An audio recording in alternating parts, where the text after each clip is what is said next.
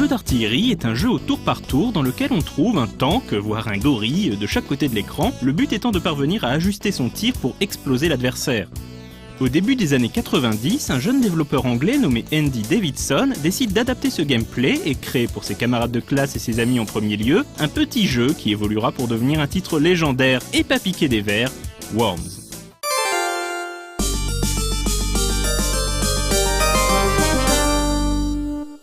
Tout a commencé grâce aux Lemmings, les petits personnages suicidaires de Psygnosis.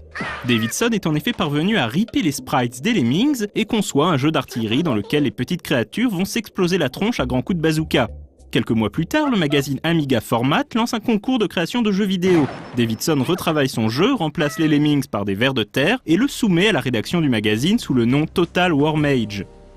Davidson ne gagne pas le concours, mais il soumet son prototype au studio Team 17 qui repère son potentiel et décide d'engager le jeune homme. En 1995, Total War Mage, devenu Worms, sort dans le commerce et va casser la baraque. Le principe de Worms est bête et méchant. Des vers de terre répartis en équipes sont dispersés dans un niveau généré aléatoirement. Le jeu se déroule au tour par tour et à chaque tour, les joueurs peuvent déplacer un ver et faire feu avec une arme. L'arsenal est bien fourni avec des bazookas, grenades, bombes bananes et autres bâtons de dynamite, mais aussi des trucs beaucoup plus étranges comme des moutons explosifs ou des taupes. Il faudra également se montrer prudent lors des déplacements car les niveaux sont parsemés de mines et un ver peut également se blesser s'il tombe dans le vide, voire mourir s'il tombe dans l'eau. Ajoutons à cela que le terrain est entièrement destructible, devenant plus troué qu'un gruyère au fur et à mesure des explosions. Le grand plaisir du jeu est bien entendu de donner des petits noms à ces vers pour personnaliser le carnage. Les parties sont entrecoupées de petites scènes cinématiques très rigolotes, narrant les aventures de Boggy B, un ver gaffeur qui deviendra en quelque sorte la mascotte de la série.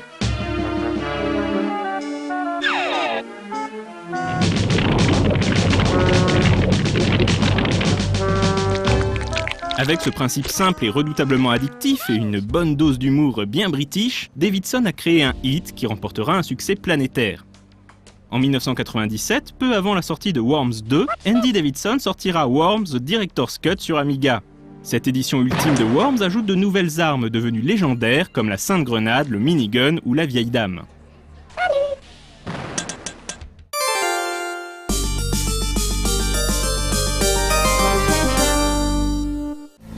2 ans après la sortie du premier Worms, Team 17 récidive avec Worms 2. Au départ, le studio n'avait prévu qu'une simple remise à jour du premier jeu, mais Davidson les convaincra d'intégrer les nouveautés développées pour son Director's Cut. La formule n'a pas fondamentalement changé, mais les graphismes sont plus fins avec un style beaucoup plus cartoon et coloré, l'arsenal est encore plus varié et délirant, et les possibilités de customisation des parties sont plus développées. Encore une fois, des scènes cinématiques très amusantes viennent ponctuer le gameplay.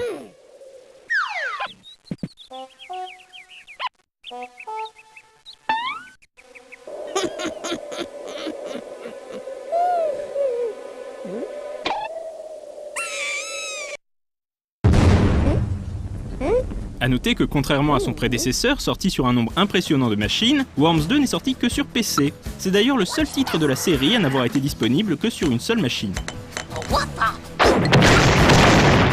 Hey, fool!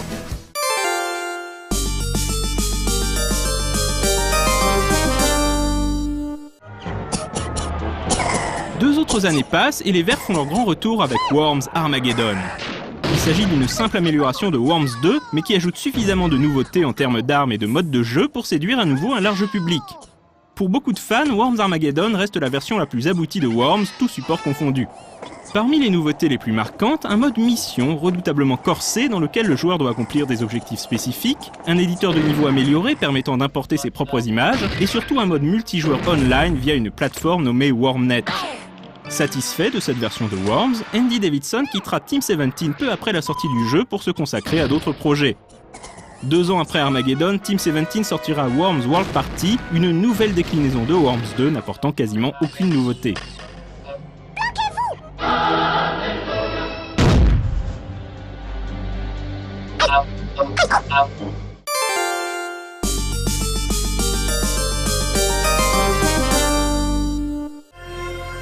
Réglé comme du papier à musique, Team 17 attend encore 2 ans avant de sortir son nouvel épisode de Worms, Worms 3D.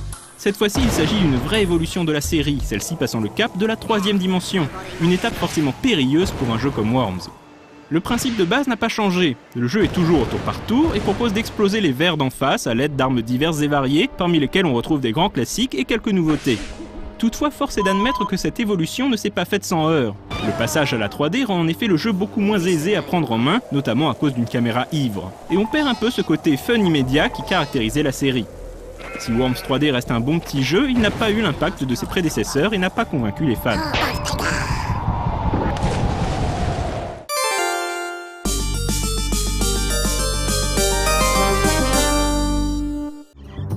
La série connaît sa première évolution significative en 2004 avec Worms Forts Under Siege, un épisode basé sur Worms 3D mais proposant un gameplay un peu différent. En effet, le joueur pourra bâtir des forteresses permettant d'accéder à des engins de siège afin de bombarder l'ennemi. Cette formule s'avère assez fun et renouvelle agréablement le gameplay, même si les problèmes de maniabilité et de caméra de Worms 3D n'ont été que partiellement corrigés.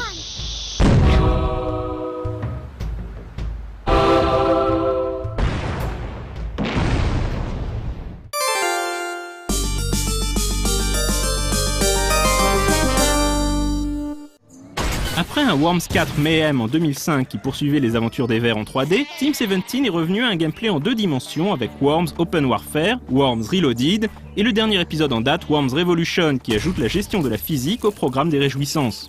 Notons également qu'Andy Davidson est de retour chez Team 17 depuis avril 2012.